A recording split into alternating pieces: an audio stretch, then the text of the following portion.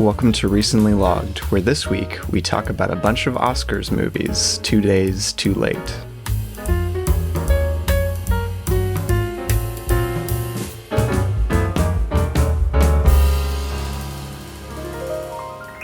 Hello. Hi. Here we are. We're back. I'm Robbie. A dinosaur tail. I'm a dinosaur tail. No, I'm Micah. I just said we're back, though. Oh, yeah. I thought it was a dinosaur. It is a dinosaur story. I just always say a dinosaur tail because that sounds natural. There's a pun in there. A little play on words. It makes sense. But it's we're back, a dinosaur story, which is lame. That movie is whacked out, dude. Anyway. But yeah, hey, here we are. We're talking about the movies. Yeah, we're doing a what we watched episode. Which, for those unfamiliar, is when we take an episode. Well, like usually it's just a segment, but this time we're taking a whole episode and we're talking about all of the movies that we watched since our last episode that we covered a movie on, because last week we did our Oscars picks and predictions special, and it was so gosh darn long that we did not include a what we watched segment. So we'll be covering 2 weeks this time worth of movies, which 2 weeks time. Fortunately, neither of us really watched all that much because we were both kind of busy. Yeah, very busy week. So it won't be like an overly long episode or anything, but still a substantial amount of movies. Hey man, sometimes we've done these things when we've had 3 weeks to cover. That is true. But yeah, we're going to go ahead and get right into it. Mm-hmm.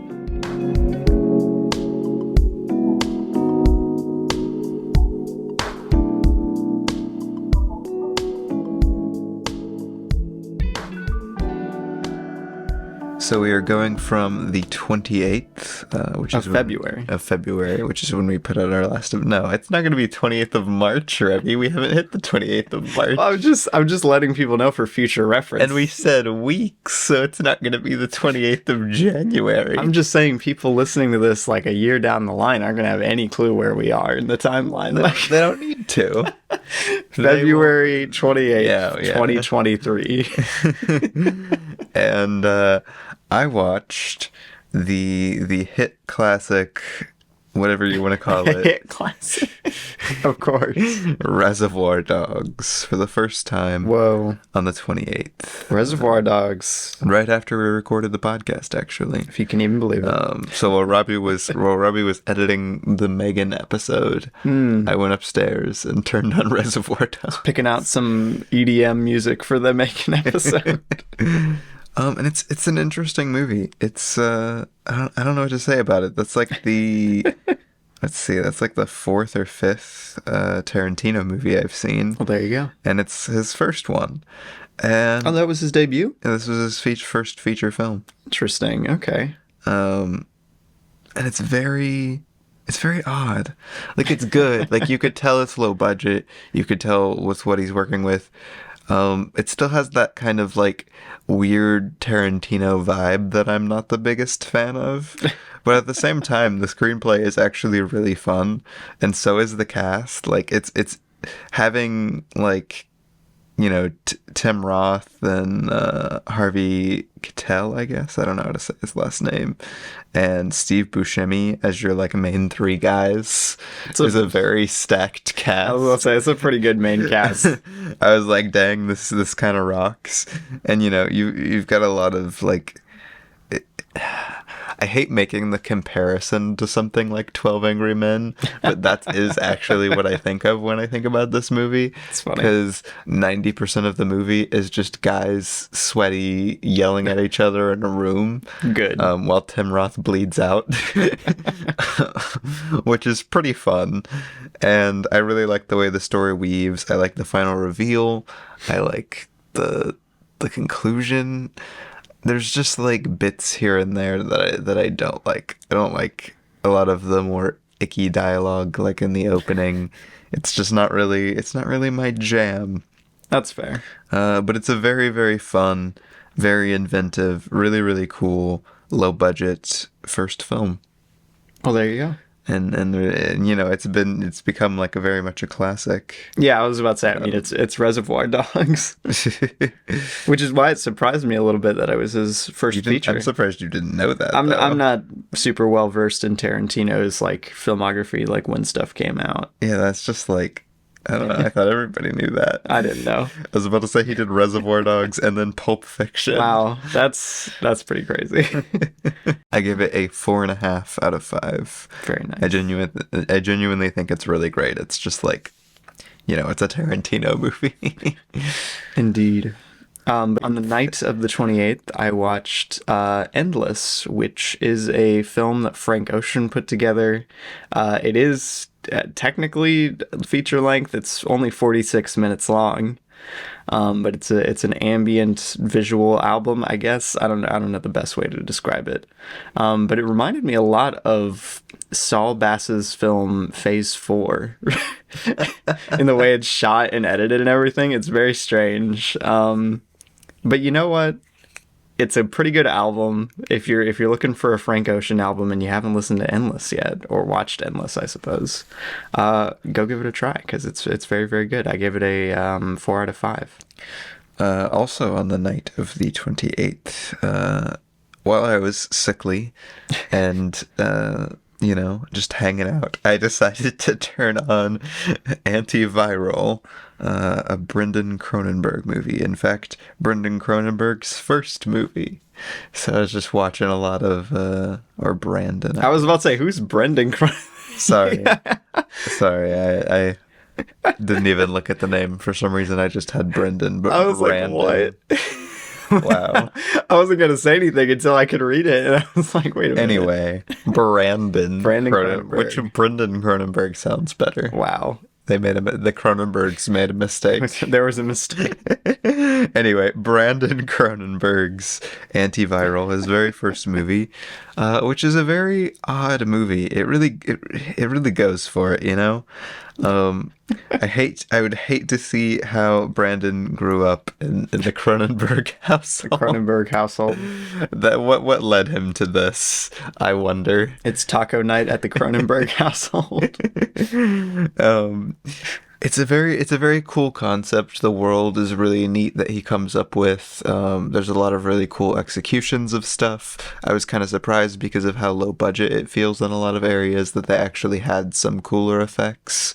It still feels the low budgetness throughout a lot of it. I don't particularly love the way it's shot or lit or any of like the sets. That's a shame. They're just fine. There's a lot of potential there for like some great set design, like, and lighting and everything. They're not even like bad. They're just fine. Caleb Landry Jones is actually really, really fun as a lead. I didn't expect that because he looked kind of goofy, and you know, he's weird and everything I've seen him in. But he was really actually great as the lead in this. Cool. And I just love what it was going for. I think it's a little overly long. I think it's satire, or I guess not satire. Commentary would be a better thing. Allegory, metaphor, whatever the word would be there, the proper word. You could say some metaphor. You could say some of it's even satire, but just like what they were going for thematically, with a lot of like the society stuff they were going for, does not really fully work because of how, like, to the level of absurdity it's taken to. So it doesn't really connect to much in like actual today society. Like, you don't watch this and you're like, give wow, it a few more years, we could run into this. Not very likely. It's not like watching Blade Runner where you're like, ooh, oh no. Yeah, exactly. But yeah, it's still a fun, neat movie, and it was cool to check out. It wasn't my favorite, but it was cool. I'm looking forward to it. I gave it a 3 out of 5. Yeah, no, I can't wait to see it. It's more just neat that it went for it, you know? I suppose so. What did you watch next, Micah? On the second, I didn't realize you didn't watch something till the third. No, I was kind of slacking off. On the second, I had a day to myself. I don't even think anybody else was home or something. And I was like, you know what? I'm gonna watch that very, very long Damien Chazelle movie before the Oscar. Very nice. So I decided to turn on Babylon. The Damien Chazelle movie. Paramount Plus. It's a shame to not see Babylon in a theater, I think. Hey, at least I had like surround sound headphones. That is true. Seeing it with headphones would make a big I was difference. going to say very nice headphones, which were good for it. Nice. Interesting movie. Very, very odd movie. Very divisive You movie, loved Micah. this movie. I adored it, you gave man. a 5 out of 5, which is crazy to me. Very odd movie. I don't even know what to say about it. It's trying to do a lot of things. It's a very ambitious movie, Micah. I mean, this thing is, I'm not joking when this is like 3 hours and 20 minutes or something. It is a long movie. Long movie, if there ever was one. And it's trying to do a lot of very ambitious things in that runtime. And its theming and tone is just so odd to me.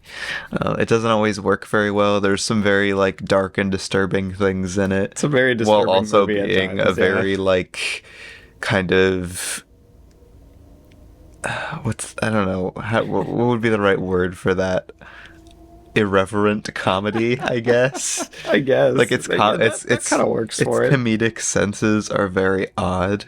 So like there's humor throughout all of it, but it's this very like, again, in a way, Juliet was kind of right. It's like Family Guy humor almost. I don't know, man. I don't know. I don't see it totally. I can see it. Maybe I've just watched too much Family Guy, where I'm like, no, it's not quite right to be Family Guy humor. And that the gatekeeping Family Guy humor is the saddest thing there is, I think. So I'll let you have your opinion about the comedy in this film. I think the direction is just kind of misguided. I love Damien Chazelle, but like it just never clicks for what he's doing. Like the direction he's taking the film never feels quite right for what it's going for. I think and I think that goes to show like a lot of like the movie doesn't really feel, I think, like it should, especially being like this movie's supposed to be set in like the 20s and 30s, and it never once feels anywhere near the 20s and 30s. Like just from the way it's shot and the way it's directed, it's just such an odd vibe from the movie. But it still is very, very impressive. It's very well shot. I loved the performances from Margot Robbie and Diego Calva. Yes, they were the best parts of the movie by far. Was not actually a big fan of Brad Pitt's performance in this. I didn't like it in Babylon. I don't know, but I don't know. I appreciate a lot of what this movie is doing because it is a good movie and it's accomplishing a lot of really cool, unique things. I just don't know if it really all came together at all for me when there's a lot going on for a long time, and I just felt like by the end it was kind of either cheesy or like didn't really fully work for me with the conclusion that you didn't like the romance, Micah?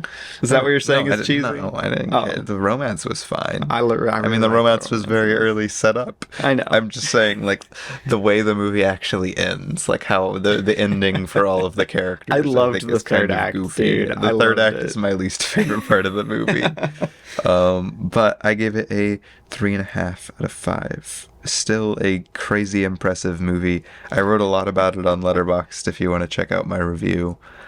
Wait, I mean, you just talked about it for, I don't know, like 2 minutes or something. Yeah, but I go into a bit more detail about stuff on my Letterboxd review. More vague on the podcast. Gotta entice them to the Letterboxd. Well, I thought you might, talk in. It's a movie you've actually seen. I mean, yeah, it is a movie I've seen. But I've only seen it once, and so have I. It was a little while ago now, so I feel like I can't really mount a full-on defense for Babylon. All I can really say about it is that I did enjoy it a lot back when I first saw it, and I was very impressed by how technically great it is. It's an insanely well shot movie, an insanely well lit movie too. Visually, I think it's a masterwork, honestly. But what Damien Chazelle film isn't a visual like? It was still really funny. Buffet, It was still really funny at the Oscars, though, when it was nominated for Best Production Design, and then they couldn't show half the sets in the little Oscar clips. It's quite funny. But yeah, no, Babylon, I do think it has its flaws. Again, I think the direction is probably Damien Chazelle's weakest. I think it's his weakest screenplay, too. Yeah, I might tend to agree, but it just works for me on a bunch of levels, and I walked away from the movie being like, wow, That was pretty cool. I don't know. Well, there you go. Again, I gave it a 3.5 out of 5. Next on the second, I watched Juno.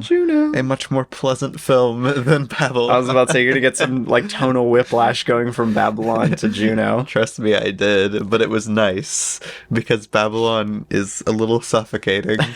Yeah, it is. And Juno is a very, very, very like low-key movie, even for this kind of genre. Yeah, I was really surprised at how low-key Juno was back when I watched it. I was like, dang.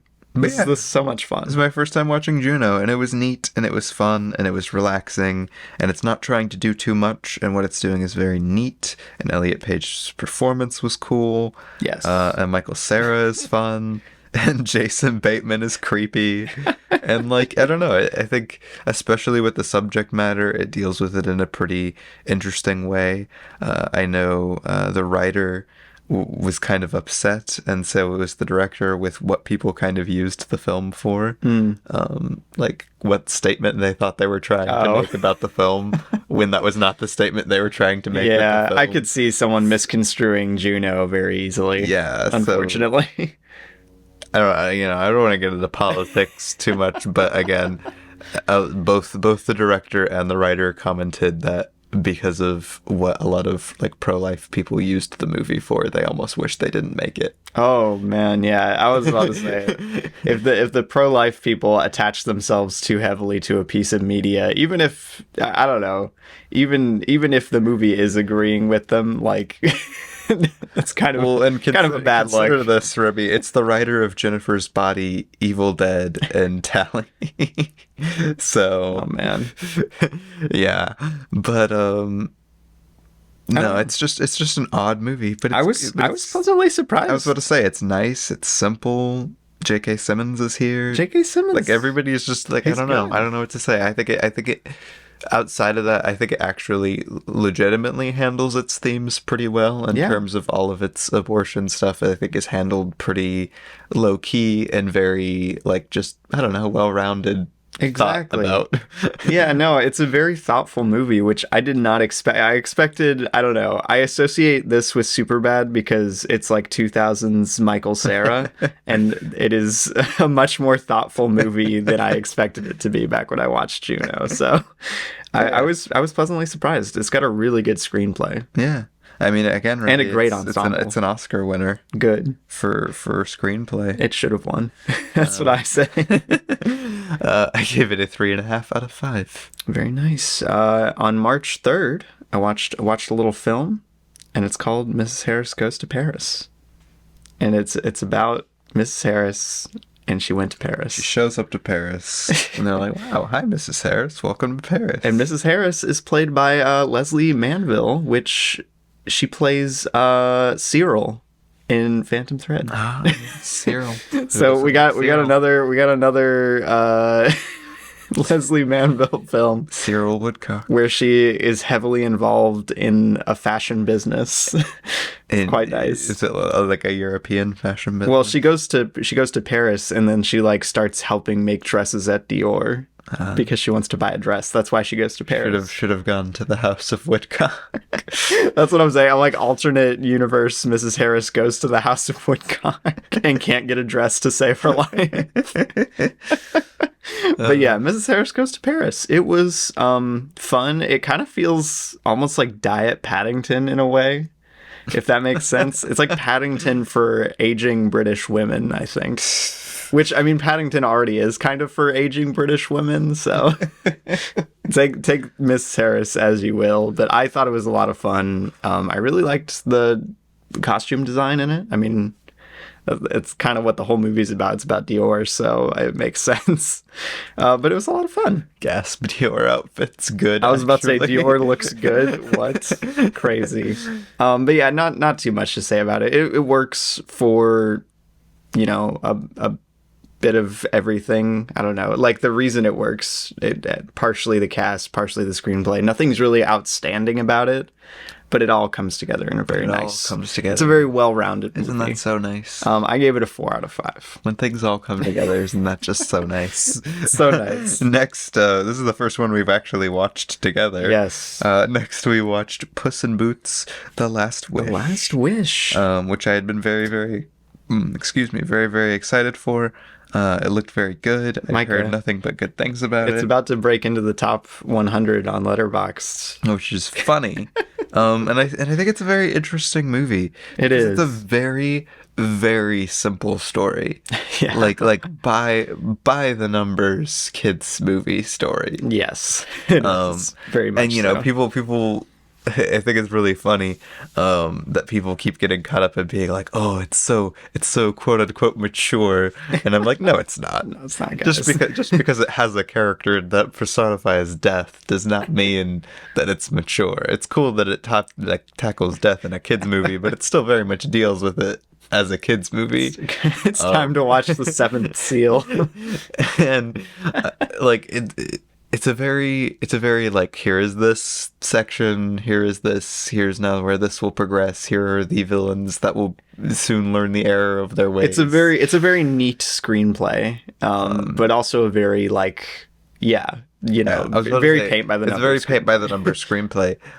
So I was surprised to see it executed this well. You're right. Like, to make a screenplay that's this simple, this like It's got done so much personality, man. That it becomes like one of the best paced kids movies I've ever seen, with really, really Heck yeah, fun man. characters, great comedy, outstanding action, and a really fun story. How'd they do that? Zips right on by, man. Very well paced. It's so I can't praise slick. it enough. Yeah. It's just usually I would not be happy when a movie doesn't give you any breath in between stuff, but with just the way this movie is written and the way that it goes about telling its story, it works really well, actually.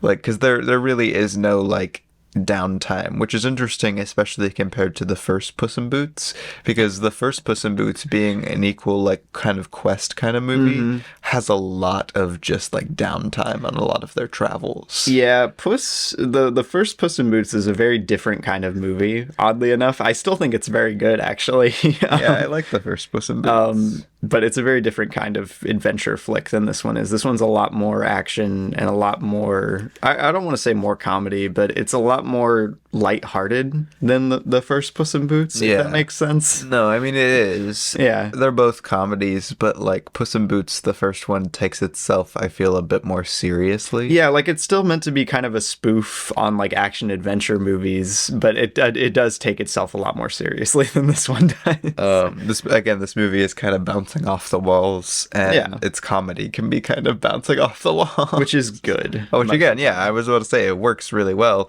And again, the way that they balance that with even characters like Death, who is like a bit more of a quote-unquote scary villain for kids. I think Death is given just the right amount of dramatic weight. Yeah, so I was about to say, he's given a cool amount of dramatic weight. He doesn't take up too much of the story. He's not overshadowing the whole like main plot, which would have drove me crazy if they had done that. I actually feel like my only complaint for this movie would be there would probably be others too if I really dug deep, but I feel like I don't like the fact that you have Death and Jack Horner.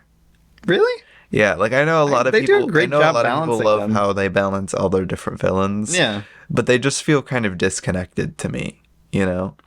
Like, I feel like there's not much, other than Puss himself, there's not much reason for them to appear in the same movie. I mean, Death's only purpose in this is to just motivate Puss. Yeah, that's really his only role here. I was about to say, which makes it feel a little MacGuffin-y, and although I liked the face down against Death, you're like, wow, it's a fun catharsis at the end of the movie. Wow, he beat Death, and then it's like, oh, now we have Return of Jack Horner, Jack Horner 2, Electric Boogaloo, Jack Horner 2, now ginormous, and I was just like, really? I mean, at least it doesn't go on that long. No, I mean, it doesn't go on that long. Like I said, if I was reaching for complaints about it, I think part of it really does bother me that they don't really connect in any way, like story-wise, for Death and Jack Horner to both be. You want them to be co-conspirators? No, I don't want them to be co-conspirators. co-conspirators. I just feel like it's kind of weird that his motivation has nothing to do with the main villain's motivation.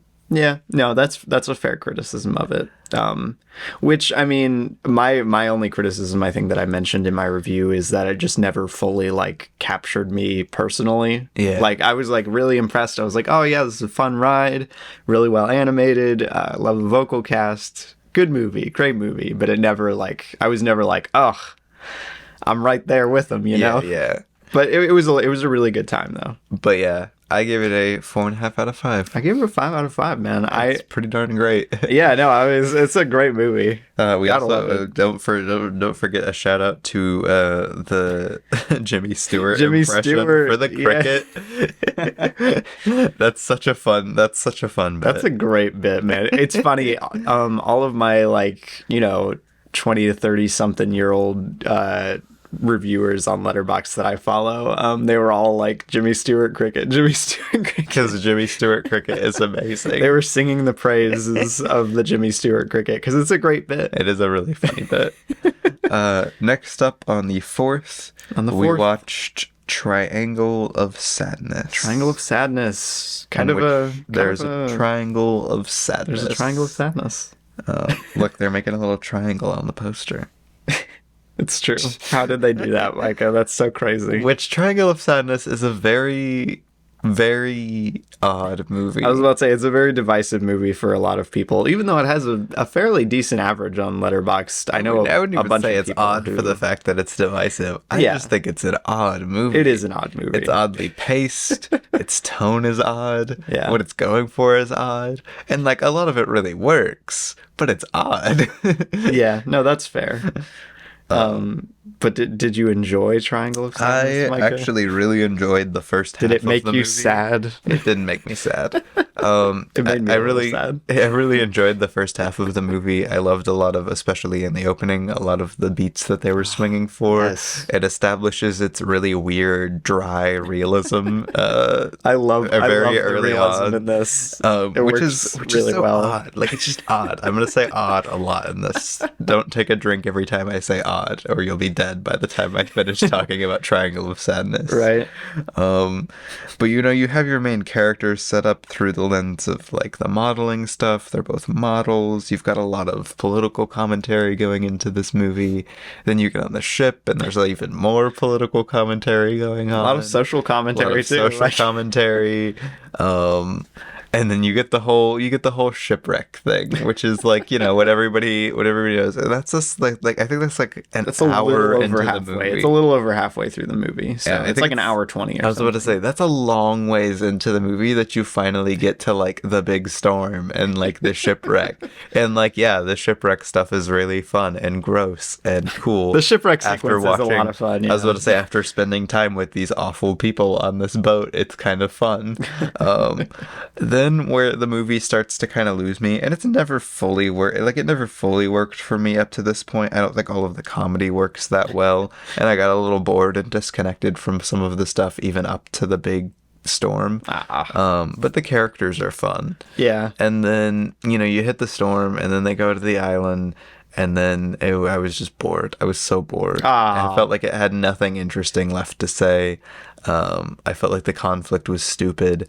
I felt like there was no normal conflict, like them trying to actually figure out where to go next or what to do next or how to get people in contact. It just kind of meandered around for another hour on this island without much to say besides, what if woman good at something and then uses her power I was about to say, the whole island segment is meant to be like an exploration of power dynamics, but it's so boring. And I was about to say, it just doesn't have enough variety to be that interesting. And why did we need that? Because the rest of the movie, well, yes, it has a lot to do with, like, again, the rest of the movie has a lot to do with power dynamics. I mean, that's what the whole movie is about. Why is it exploring it like this, Yeah, like we the isolation thing doesn't really work that well, unfortunately for me. I was about to say, and there's not much that like feels like you're really like, power structure. She's just being a jerk and an idiot, and it feels all stupid and contrived as they're all being like annoying people on this island. And I was just like, wow, this is great. They're all being annoying people on this island. Glad we have that for another hour. And yeah, I've as the movie has like got further away, I've remembered the island segment even less fondly. I think, which is a shame, because that's what I thought the movie would be about. Like, that's what I thought it would. Like, I thought it would just be, from the description, I thought it would just be rich people go on a yacht and then it shipwrecks and now they're on an island. I honestly, but then it's rich people for an hour and a half on a yacht with really funny, cool commentary, and then a big cathartic moment. The most interesting stuff happens in the first half of the movie. A big cathartic moment as everybody is like dying while weird. Why did I just lose his name? Darn it.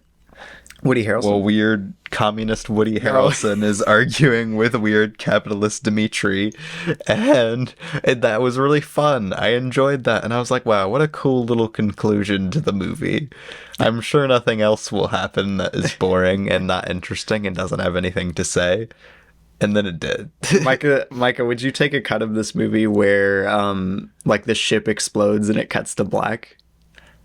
Where it's only like an hour and like 10 minutes or something. I would like that more, actually. Like, I just don't see the point of anything on the island. I was about to say, I really like the island stuff. It's just it's all stuff they had already touched on thematically, but more boring. No, that's fair. I don't know. I still enjoyed the island stuff. Obviously, it's a lot less interesting than the yacht and like modeling segments before it, but I think it still fits the movie pretty well. It's just too long. It's way too long. It needed to be like incredibly too long with nothing happening. Yeah. I was about to say, again, the only like interesting progression that happens while on the island is that the one guy starts sleeping with her for pretzels. That's the only I mean, that's like the main thing. Well, that's the only progression of the status quo, and it's just so stupid. I'm like, wow. The pretzel lady. Good for him, I guess. I don't know. And then they did like the weird thing where he was like talking to her like they were actually in love or something. And then it ends on like the twist. I really liked that. I really liked that. And I'm like, this is so stupid. I loved the final scene, Micah. It was so cool. I don't know. The performances were pretty good. I was actually really, really sad because we watched the Oscars, and this movie was nominated for Best Picture along with a couple other Oscar nominations. Yeah, it got Best Direction as well at the very least. I think original screenplay. Yeah. I don't know how to say her name. Charlie Dean, I assume is how you say it. Yeah, I think probably Charlie Dean. She died like very soon months after this finishing this movie. Yeah. Very, very young, which is very sad. Yeah, which is a real shame. She's like the best, she's the best. She's like the best part of the movie. Probably the best part of the movie, yeah. She's really fantastic, and she, died of an unexpected illness. And which is crazy. Then the Oscars did not have her in the memoriam. Yeah, I was really kind of upset about that. Was interesting. Right? I was about to say, one of the lead actresses I could maybe understand it Best because Picture. she's not that well known as an actress, and it was a very, very recent death. But she's in one of your Best Picture nominations. Yeah, I didn't check the Oscars website because they have a more extensive in memoriam list on their website. I have to assume she's in there, but I haven't checked yet. Yeah, it was just made me sad. Kind of sad, yeah. When we were watching the Oscars and like. Knowing she died so soon after the end of like the release of this movie, it's sad. Not only that, I feel like there was zero talk about this movie at all at the Oscars. Right. They mentioned it. It got mentioned because of its nomination. Yeah, it got mentioned by name like 3 times because it got nominated 3 times. You got to see the guy who played Dimitri that one time. Yeah, he's a fun actor, man. He was up there in the balcony. But anyway, I give it a 3 out of 5. I ended up giving it a 4. I don't know. It's my kind of movie in like the worst way. But I really enjoyed it, so I ended up giving it a 4. Also on the 4th, I watched Snake Eyes by Brian De Palma. Little Brian De Palma action with over Nicolas Cage. And Brian De Palma and Nicolas Cage is the greatest combination known to man. Greatest combo since Martin Scorsese and Nicolas Cage. Cage? No. No. This is better. This is better than Martin Scorsese and Nicolas Cage. If you said like Martin Scorsese and like De Niro or something, I would agree.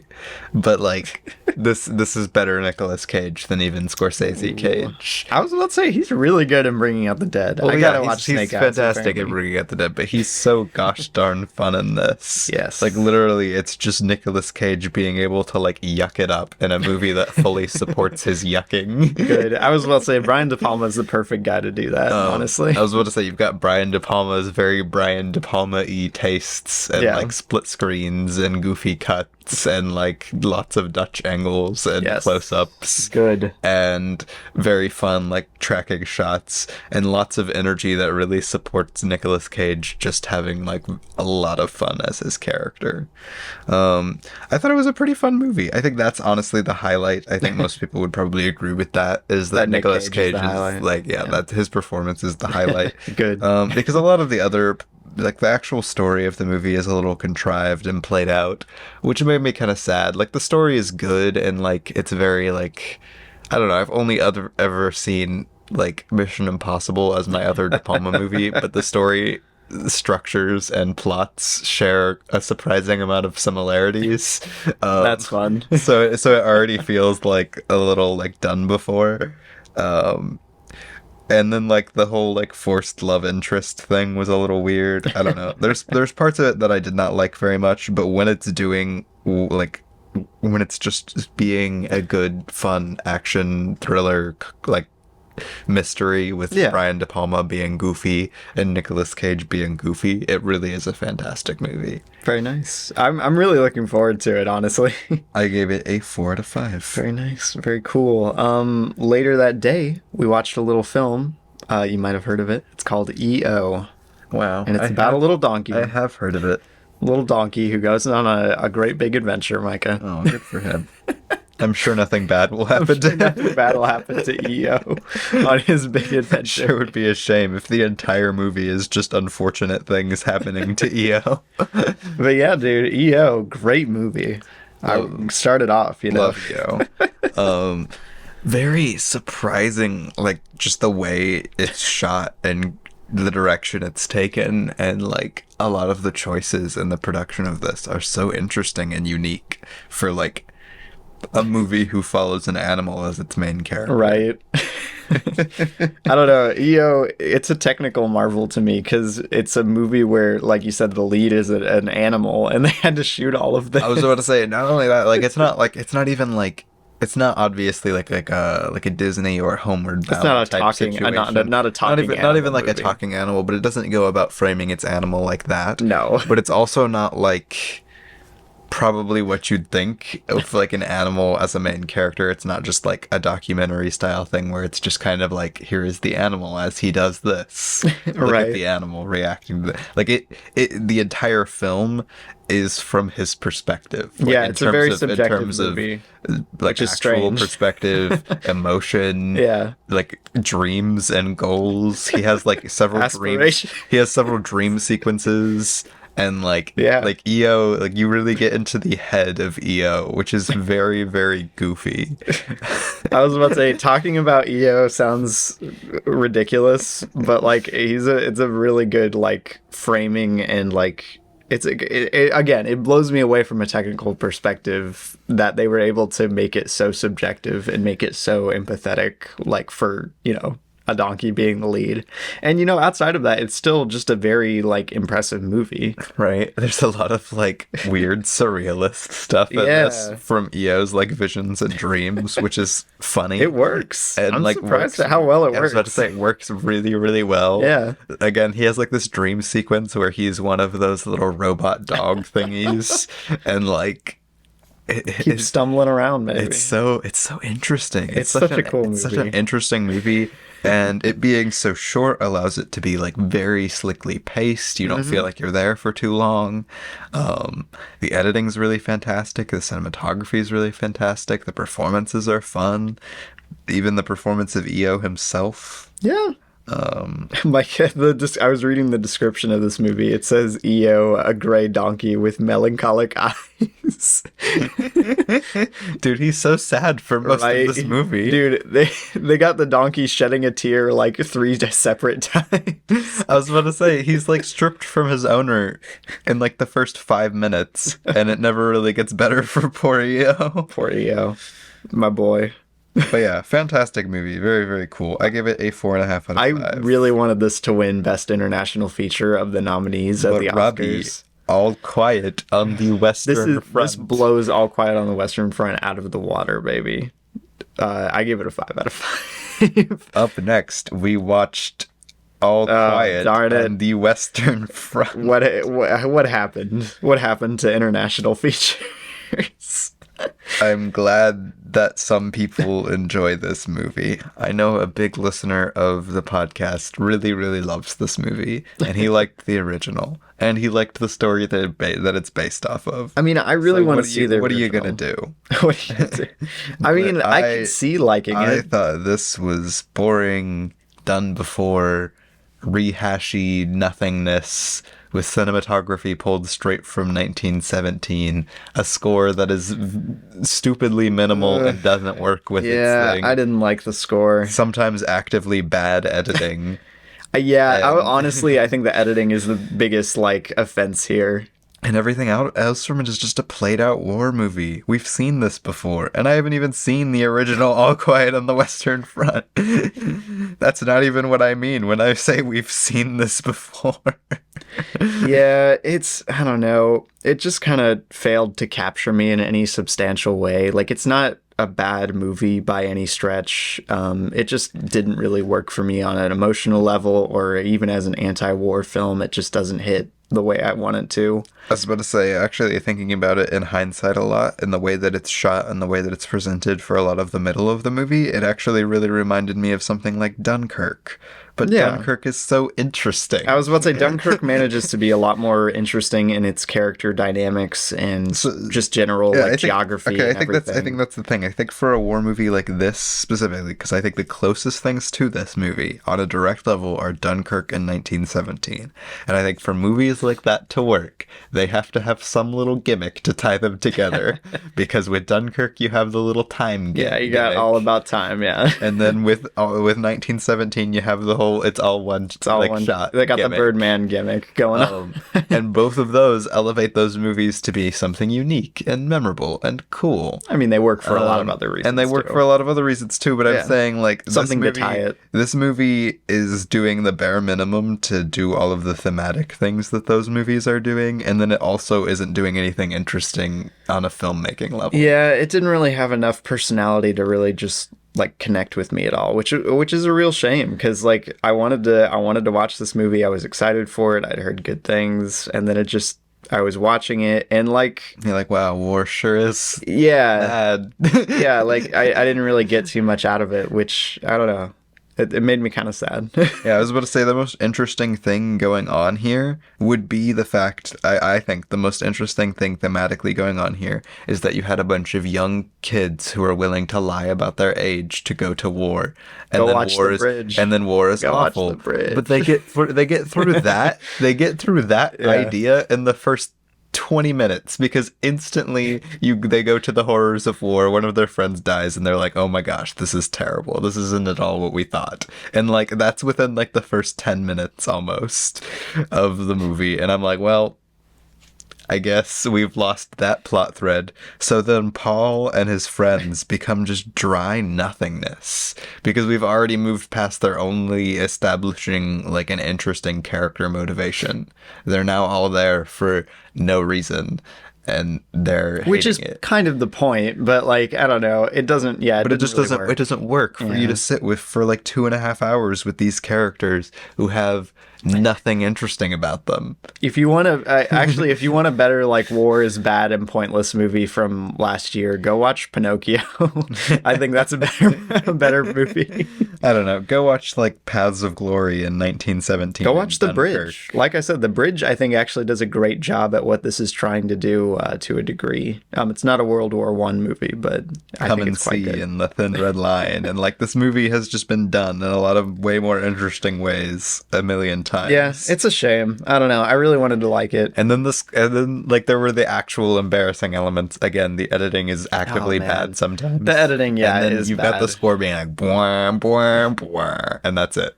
Well- That's the and that freaking. I really score, liked the like snare hits sometimes. Those were fun. That freaking score won Best Original Score at the Oscars Over Babylon. over a John Williams score. It should over not the be. really beautiful score of the Banshees of Inisherin. Right? This thing and literally every time they mentioned this movie at the Oscars, they would play that little bwah, bwah, bwah. Which is like half of the score. And I was just like, oh my gosh, this sucks. I give it a 3 out of 5. Yeah, I gave it a 3 out of 5 too. It's like I said, not a bad movie, but it's just not something that I would ever want to revisit, you know? Yeah.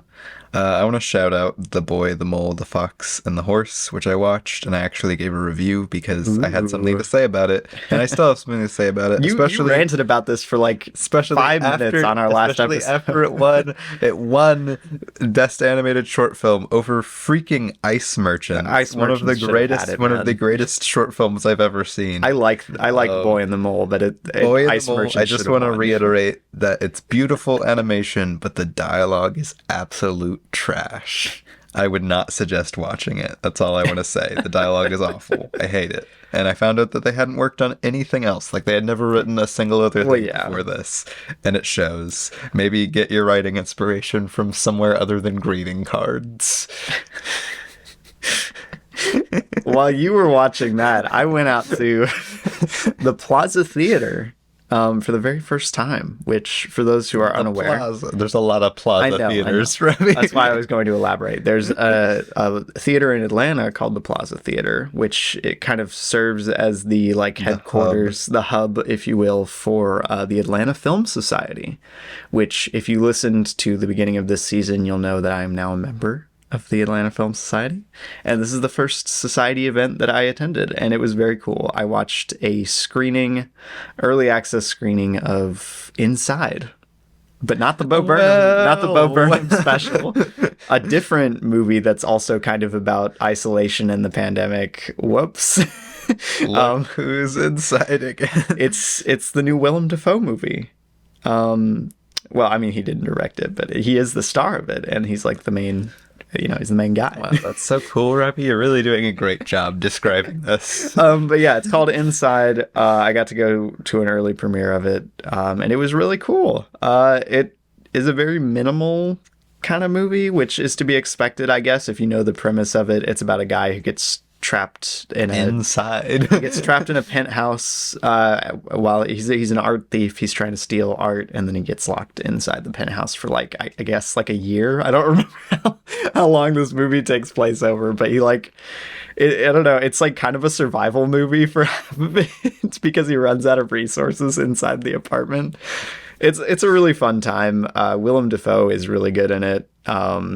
It does a lot of really fun stuff with like isolation. I don't think a lot of its artist like stuff really works, like the thematic stuff, like art's influence on the psyche, like everything like that. It didn't fully come together for me, but everything else was pretty phenomenal. I really enjoyed the cinematography and the production design, and like all of the environmental stuff is very cool. It's a very spatially aware film, and I think it's a very cool film. And I would definitely recommend watching it if you want to catch it when it actually comes out. I was about to say, I definitely recommend watching it, even though you can't. But yeah, I gave it a 4 out of 5. It was a good time. Afterwards, we watched After Sun. Oh my gosh. Can't even believe it. This is Dude, After Sun. After man. Sun. This is like probably my favorite movie of the year, I would say, probably. I don't know. Just this or Decision to Leave. It's so up in the air. Yeah. I would hold them about on equal level. Yeah, it'd be a toss-up between those. I need to buy a copy of this so bad. I really Micah, want to rewatch it. The A24 Blu-ray just came out, and it looks amazing. I really need to own a copy of this. It's a very simple, sweet, and really surprisingly effective movie at what it's trying to go about doing. Yeah. I love its use of like the little daughter filmed footage. Yeah, its framing device works really well. Is really, really cool. Yeah. And it's actually really, I had just over at my girlfriend's house, she had showed me she had this little handheld camera that she filmed a bunch when she was a kid, and she still had that footage, and it was so similarly and accurately done to this movie. Well, yeah. Like, just, like, you could say, like, oh, yeah, it's filmed the same, but I mean, like, the dialogue, the way people, like, just the way, the vibe of it, I was like, this could be real footage for all I know. Like, that's how... After Sun, yeah. That's how, like, good they got, like, a lot of the real feeling elements of this movie.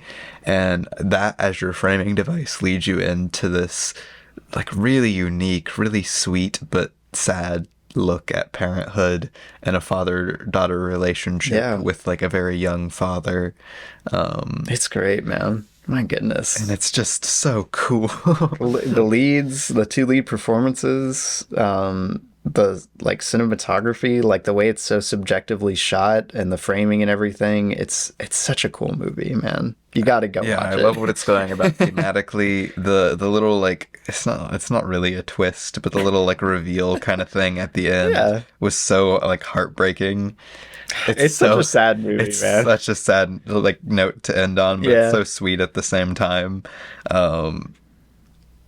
It's doing a lot of the same things. It's like if In the Mood for Love and Wildlife were like about combined.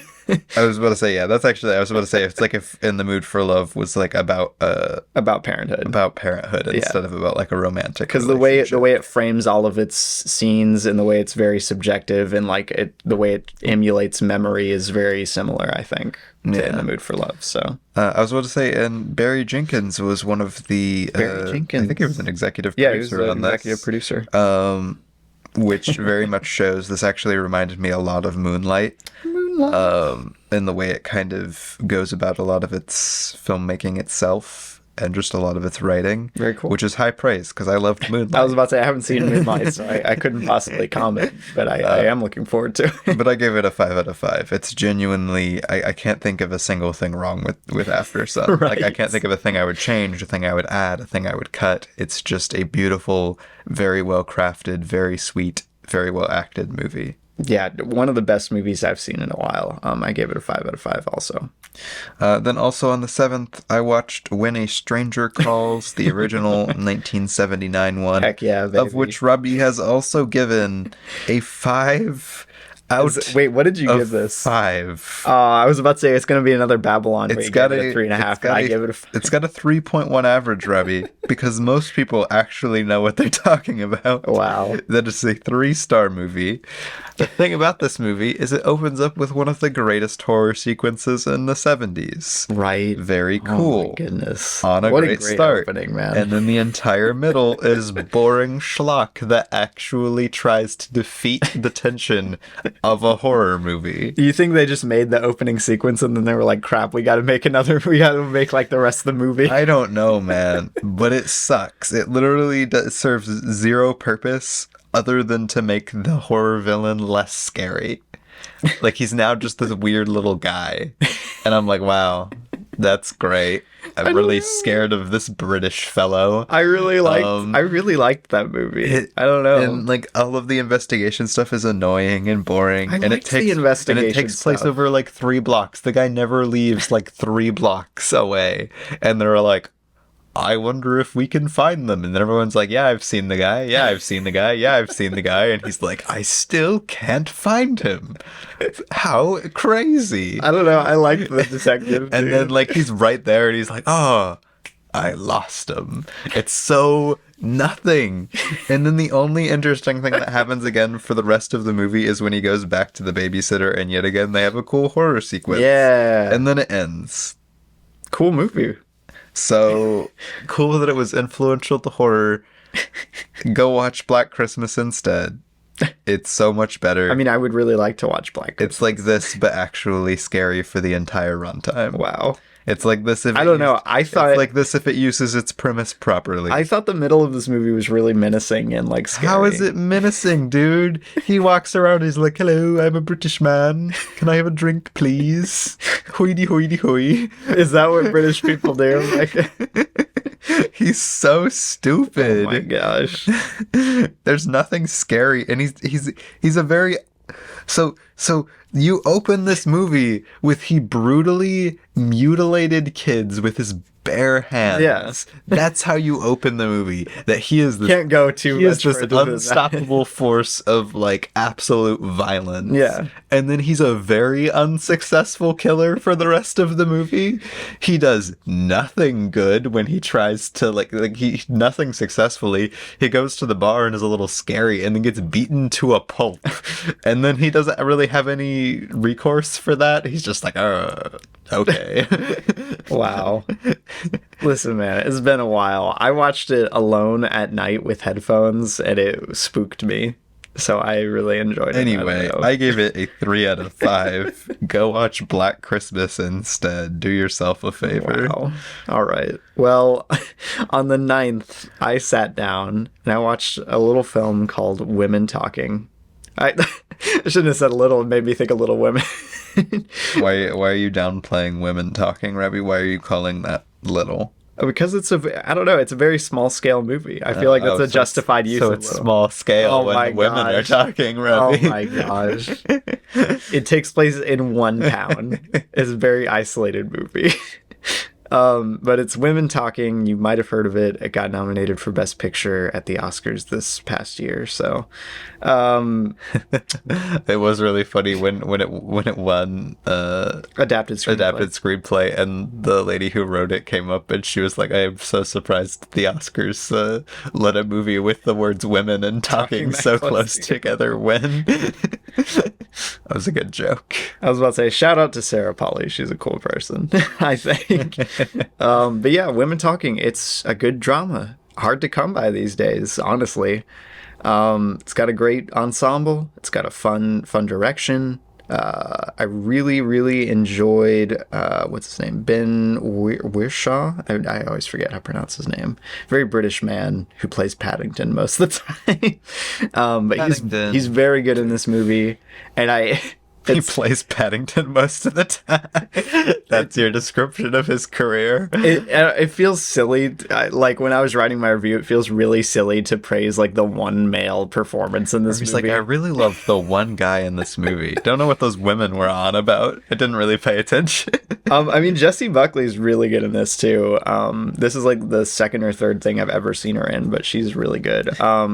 But like, I don't know, that's the character I connected with the most because of course. But yeah, Women Talking is really good. I was about to say I haven't seen it. I haven't seen it. It's really well directed. I want to really watch well it, written. but the only thing that really like turns me off is the visuals look so bland. It really makes me not want to watch it, and that's really sad to me because I do want to watch it. The composition isn't bland, but the way they grade it and light everything. I was going to say it's so lowly lit with practically monotone colors. Yeah, it's meant to be a very bleak movie, but I wish they didn't go about it like that. I was about to say there are other ways you can make your movie look bleak. But it's got a lot of like fun character touches throughout its screenplay. Like all of the characters feel incredibly well defined throughout the whole thing, which is very impressive and very hard to do.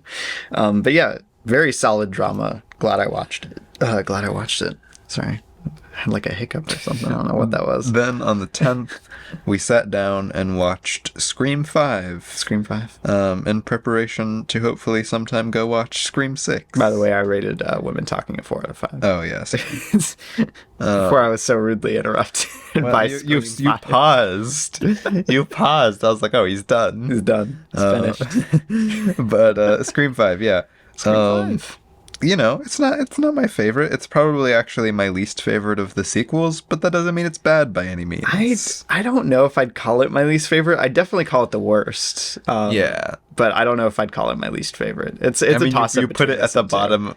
Listen, too, Robbie, everybody agrees it's a toss-up between this and 3. 3 being the second worst sequel. Evidently, I disagree, Micah, because I really enjoy 3. I get a lot of personal enjoyment out of 3. I get a lot of personal enjoyment outside of 3. 2, 2 is much better than 2 is 3. probably a better movie, but I get more enjoyment out of 3, is what I'm saying. Anyway, Scream 5 is actually really fun. I like what it's trying to do for a lot of the movie. It just doesn't really commit to it as much as it should. It's a very strange movie. I think really quite frankly, it gets caught up on legacy characters because it could have committed to its new cast a lot more and a lot of its new, like, quote unquote rules and like feeling and, like, this is a new generation, a new thing.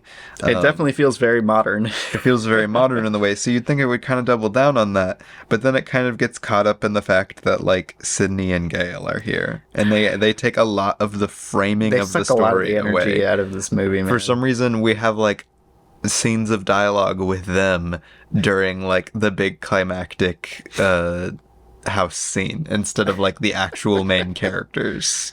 And I love the ensemble in this movie, man. And it's so cool. I was going to say, I love the use of Dewey in this. I think he's a good use. But literally, just Sydney and Gale have no reason to be here. They really annoyed me. Yeah. And I feel like people were so, like, happy that they were here. And I'm like, why? They have nothing to do here.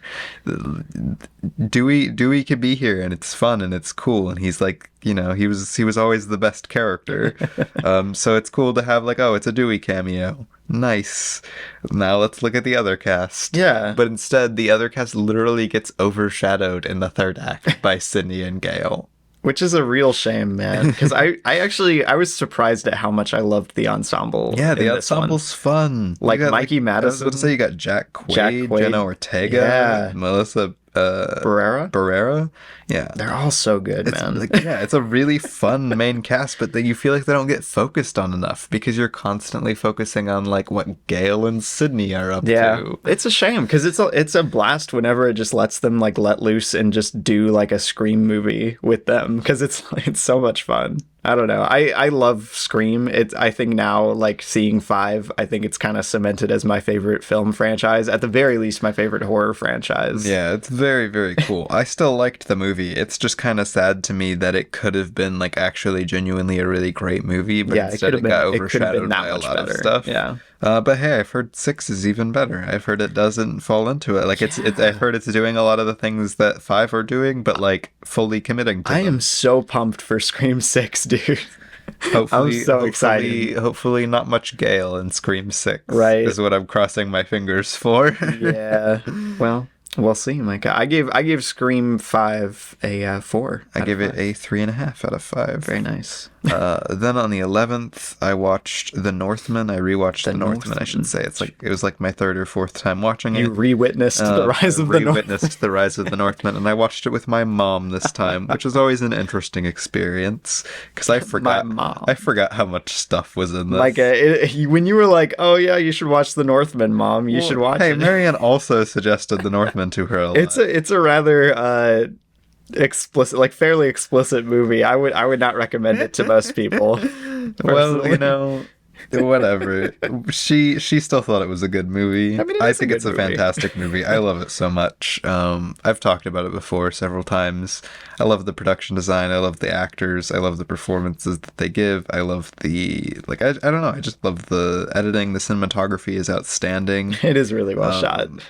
The way it uses space and everything, like, I love the people walking around. I love the characters and stories. I know everybody always pointed it out, but I pointed that out to Mom when we were watching it, where they have that one shot that's like a static track, like, shot on somebody, and then it, like, breaks off and, like, goes forward and tracks down the boat while the boat is moving. Yeah. And that's such a cool... That was crazy. How did they do that one, man? Anyway, I've talked about it before. I love it. Yeah. I give it a 5 out of 5. Northman's a great movie. Then on the 12th, I watched The Little Mermaid. Little Mermaid. Which is the first time I had seen this movie in, like, 10 years probably.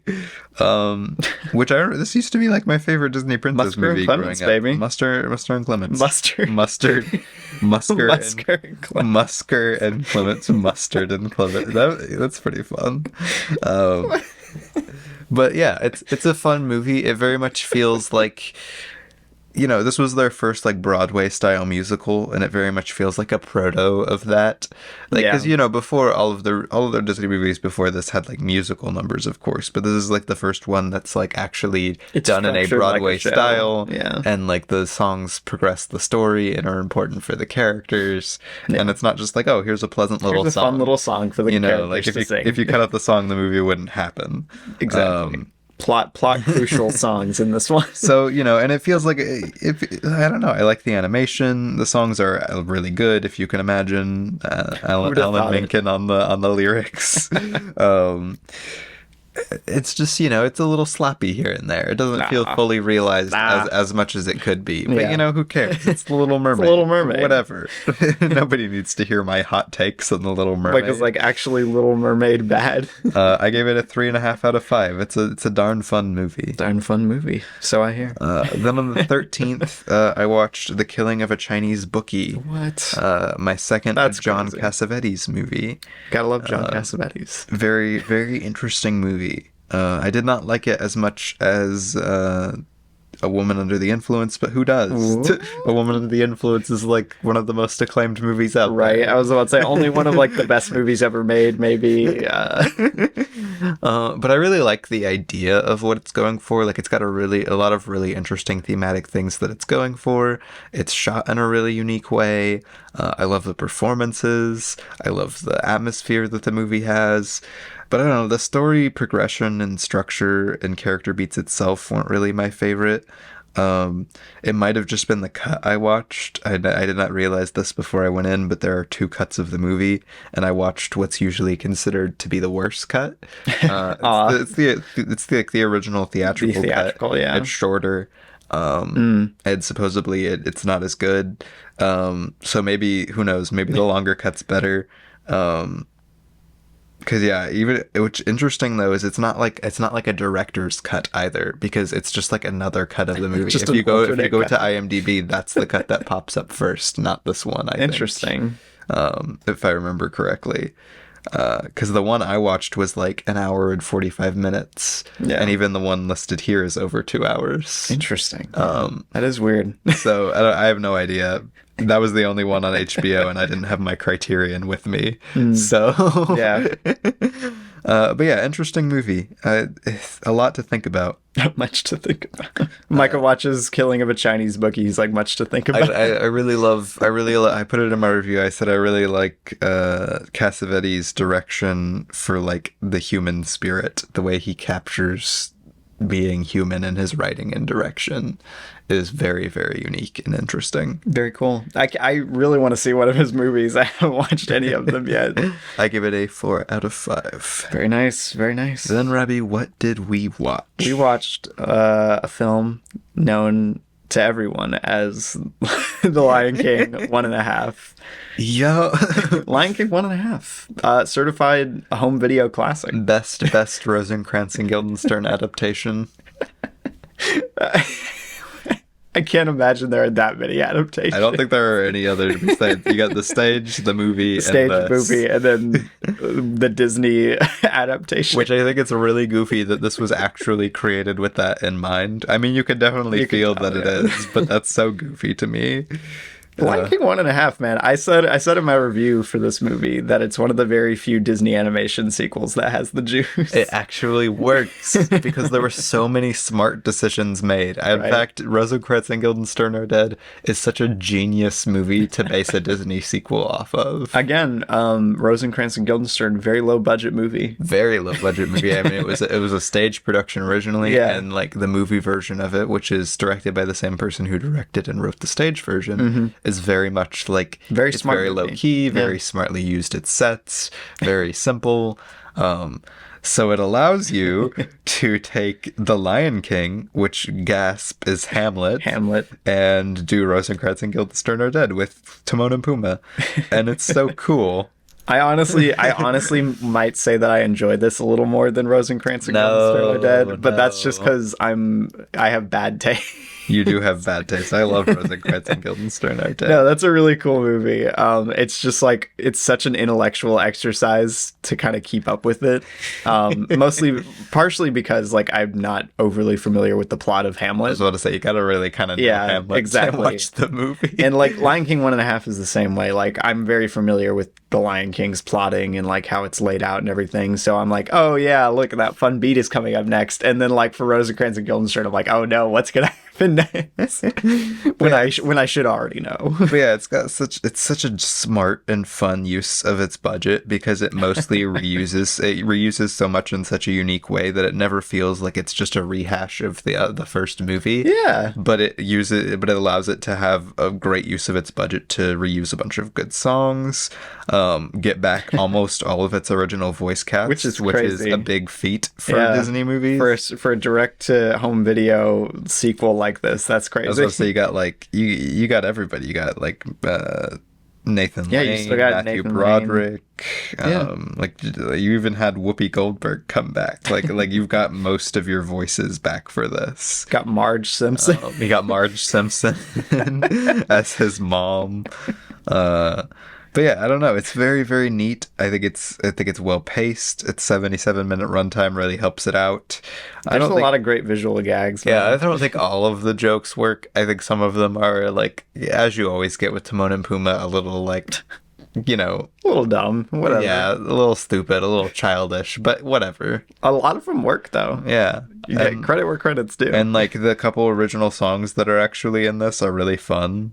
Right. The Digatunnel, Digatunnel. Oh my god, all the best songs are just chants with music underneath it. And that's great songwriting, what can I say? Exactly. Quick before the hyena come. Yeah, great song. Great movie. Yeah, fun stuff. That was like my third time watching it, surprisingly enough. Honestly, very good. I give it a 3.5. Enough. Yeah, I was about to say, if you enjoy The Lion King even a little bit, or even if you don't, I would recommend go watch the Breadsword video about it too. Yeah, go watch That's such a neat video. But yeah, that's what we watched. We watched that last night. It's like our longest what we watched.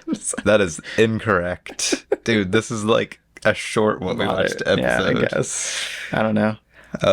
Hopefully you guys enjoyed listening to that. Yeah, go check out some good movies. Go check out After Sun and EO. Oh yes, please go watch After Sun. And Puss in Boots. Those would be my suggestions: After Sun, EO, and Puss in Boots. If you're a Frank Ocean guy, go watch Endless. If you're a Frank Ocean guy, also go watch After Sun. Yeah, right. Seems like something he'd like. I don't know. Right, exactly. Also, go check out Inside when it comes out in theaters. Very cool movie. Yeah.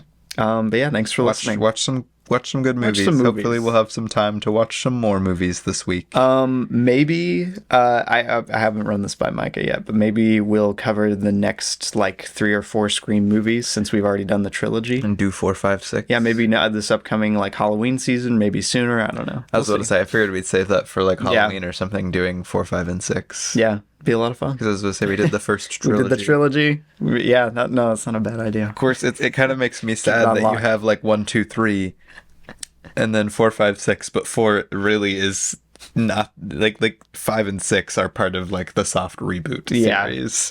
4 isn't, so you can't do like 1, 2, 3 and then 4, 5, 6 because 4 is way more one's part of the trilogy through 3 than it is. I mean, yeah, because like you have a big time jump too, because I was about to say Sydney's still technically like the main character almost in 4. I was about to say 4 is a very it's a good midpoint between 3 and 5, oddly enough, like stylistically. I was about to say where the characters aren't quite, they're not quite like modern enough and they feel like modern day. And I was about to say, and like Sydney and stuff, they're not quite like the main focus. Yeah, so it's an interesting, I don't know, 4 is a very fantastic movie. 4 is great. To talk about it. I'm probably gonna bump it to a 5 the next time I see it. But yeah, I really want to go watch Scream 6. Yeah, it's gonna be fun. I know it. we made some memories. We talked about some movies, and now it's time to go home, Micah. I guess we gotta go home. Bye. Bye, guys.